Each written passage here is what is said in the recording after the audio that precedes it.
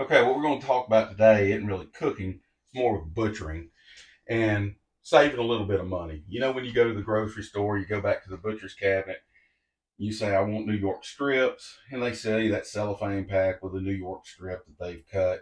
They don't really trim it up that great, and they're selling it to you for $12.99 a pound. Well, you can get a primal cut of meat, and this is a strip loin. This is where the New York strip comes from. It's a strip loin, and I got this whole loin for $163.82. That's $10.98 a pound. But it's on me to butcher my steaks. And another reason I like doing it this way is this loin, when I get down closer to this end, you're getting sirloins out of it. I want the New York strips, the sirloin, I want to turn into ground beef. So we're going to see what kind of cuts we can get out of this one primal cut of meat, the strip loin. So what we've got here, this is a choice strip loin. You've got prime, you've got choice, you got select. You want prime or choice. I don't ever mess with select. This is choice because they didn't have prime when I went by Sam's yesterday. What I'm going to take here, I've got a 10-inch breaking knife, and I'm going to take about 2 fingers width because I like a thick steak, and make just a nice cut on here, and I'll do my trimming of that fat when I'm done. So I'm taking 2 fingers, cutting in, trying to do a smooth motion, cutting that off. Look at these beautiful New York strips. And what I'm looking for, because like I said, on this strip loin, sirloin is down towards the other end, and that's a cheaper cut of meat.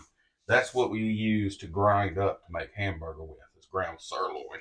I like a good chunky steak. Some folks in this household, they'll take that steak and then they'll be eating steak again tomorrow for lunch because they won't eat the whole steak. Now, what I'm looking for is I'm going, and as I'm cutting, this is still good strip steak, okay? I'll show you when we get to where we're coming into that sirloin. And this knife that I'm using is a 10-inch breaking knife. They'll also call them scimitars. You can really tell on this end here where you're seeing the 3 different muscles. When you start getting that rolling, that's the sirloin. This is what I'm going to use for ground beef. When this wheel starts coming in, that's what you're going to use for your ground beef. Now these, I'm breaking the steaks off with the breaking knife, but you need to trim this hard fat on the edge, and I do that with my boning knife.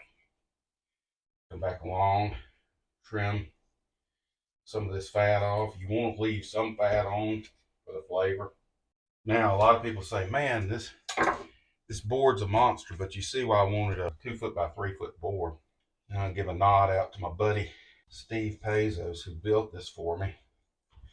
And in the description, I will put a link up to if you want to go see Pezos Woodworks. He custom makes these boards. He sent boards to Hawaii. I can't imagine there's a place that he wouldn't send a board to if you wanted to order one. All right, before I turn this grinder on, I want to talk to you because once I start to grind, and you aren't going to hear anything I'm saying. What I ended up with was 10 New York strip steaks that I will vacuum seal, and they'll stay fresh longer in a vacuum seal pack instead of that styrofoam plate pack.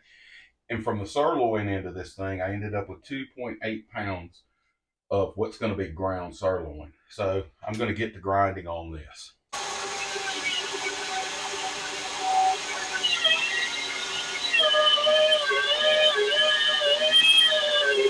All right, so now we're getting ready to save this food that I've cut up out of that whole big strip loin. Like I said, I ended up with 10 beautiful New York strips and 2.8 pounds of great ground sirloin.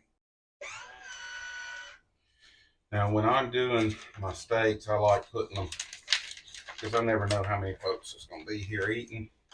We have 4 in the house, but I like doing them in 1s, 2s, and 3s.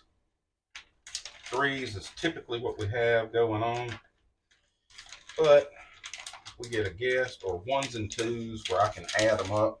You just pull them out and use what you need for whatever size crowd you're going to have.